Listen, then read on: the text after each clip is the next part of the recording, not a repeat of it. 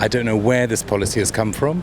It's dreamt up by a witch and it's being executed by a load of imbeciles. My worry is that all these young men coming out, what are they leaving the children or the old people on their own without no young men to build their countries up?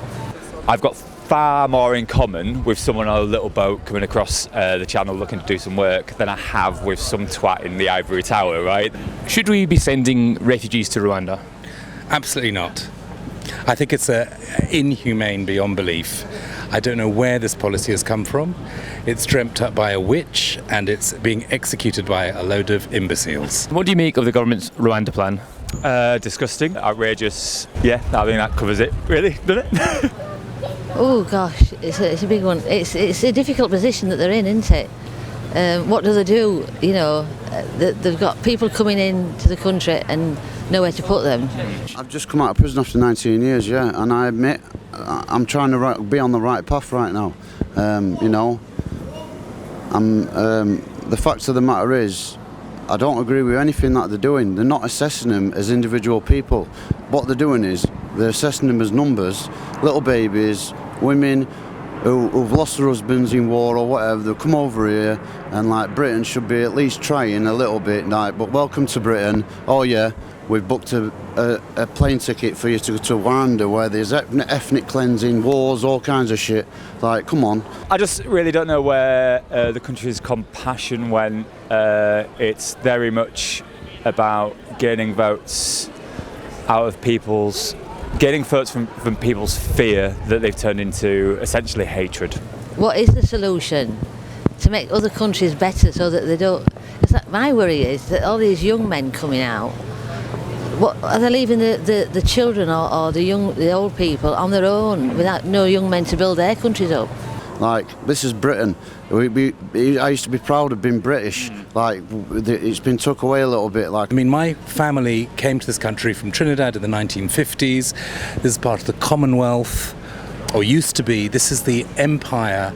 This should be a caring society, and everything about that policy reeks of cruelty, of inhumanity, of disingenuousness to people, an abuse of human rights. I mean, Rwanda has a terrible record for gay politics, particularly, and I can imagine there are a lot of African gay people who need shelter. Imagine being sent to Rwanda. I mean, it's just terrible. Do you think we've got a duty to these people? Yeah, I think we do, because it's very stable here. Like, it's not a new thing that we take in people from countries that are running away from war. Like, it's not a new thing at all. I think we do have the space for it. There's plenty of like empty houses and whatever. And like, people go on about the government money and whatever. It's like, well, I don't know. I just think that when people are more unfortunate than us, we should help them. We're an island. Like, we're kind of all refugees in some form or another. If you go far enough down, the whole thing with the patriotic view of Britain with the Tommy Boy silhouette and everything, the whole idea of that was about kind of fighting for tolerance and justice, and now it's become this kind of being patriotic has become this symbol of what about me, what about us. I've got far more in common with someone on a little boat coming across the channel looking to do some work than I have with some twat in the ivory tower, right? That's kind of, yeah. I just think that someone should stand up and say something. I'm not the person to do that. I'm just one person, like, but, you know, black, white, Asian, doesn't matter what colour you are, yeah? We're still people. The fact of the matter is, you know, fucking, this is Britain, yeah? And all they seem to think about is people voting, vote this, vote that, Labour. They're all shit. Like, they're doing nothing to help us. Like, look at the price of living. I've come out of prison and nothing's caught up. I go into a shop and spend £30 and I have nothing. Yeah, man. Do you know what I mean? Like, I think if I could do something myself for these people, I would, but I just can't. Like, I hope someone stands up and be counted for the shit that they're going to cause. You know. Why do you think the government are making such a big stink about this when there's so much other things going on in the country? Because all the other stuff is them selling off the crown jewels and stripping assets, right? So they don't want anyone to look at that. The classic kind of analogy of the working class guy, the migrant, and the banker sat at a table, and there's 10 cookies. The banker takes 9 and says to the working class guy, "Watch out, that migrant's going to have your cookie." My parents have become Tory voters, which is excruciating. They're adamant that their money they earn should be theirs, and they don't want to see taxes increased, and they're on about tax cuts. They don't. I've got terrible things to tell them about the Tory government. Well, they don't understand that the tax cuts aren't for them, right? It's insane. Why do you think they're making such a big deal about this? Because that's all the government is talking about is a big stink about the ECHR, the Supreme Court. We have an unelected government, an unelected Prime Minister. We basically have an unelected government. I mean, of course, they want to make.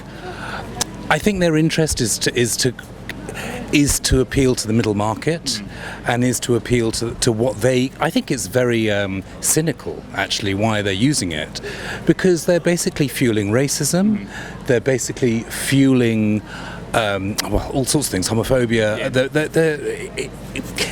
They're trying to get in. It's like the growth of the far right across the world, from Argentina to Hungary to India, all these countries, this lurch to the right, this reaction to all the good things, the progress in feminism, the progress in rights.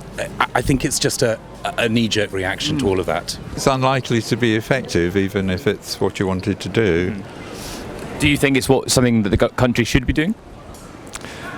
I can see there's a need to control immigration, but what they seem to be doing is setting up a very expensive